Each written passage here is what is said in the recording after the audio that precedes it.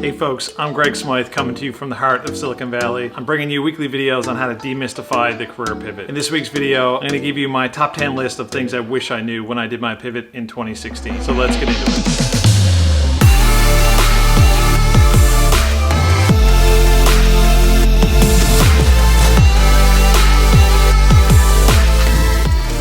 Try and do this in a rapid fire format, so let's start the timer. I'm going to try and do it in under 2 minutes. Number one is tech has a war for talent. This was really hard to see when I was working in the oil industry during a downturn in 2016. Number two, my skills were very transferable, and especially purchasing and project management. Number three is don't apply online and wait. You need to get out there and network to get your resume from the bottom of the pile to the top of the stack. Your first job does not need to be perfect. Get in close proximity to the job you want and then optimize from there. It'll take you 100 hours to translate your experience. This may be an exaggeration, but it will take a long time. Number six, don't ask for advice from a lot of other people and trust my own judgment and that of my wife's, and to know that we were making the right decision for us. Mark Cuban's quote during this time was super helpful, which says that don't ask other people's advice that don't have to live with the consequences. Number seven, look forwards, don't look back. I had been working for about 10 years, which felt like a long time, but I had at least 2 or 3 decades ahead of me, which is more important in the long run. Salary negotiations are very common. Know what the market numbers are, know what you and your family need,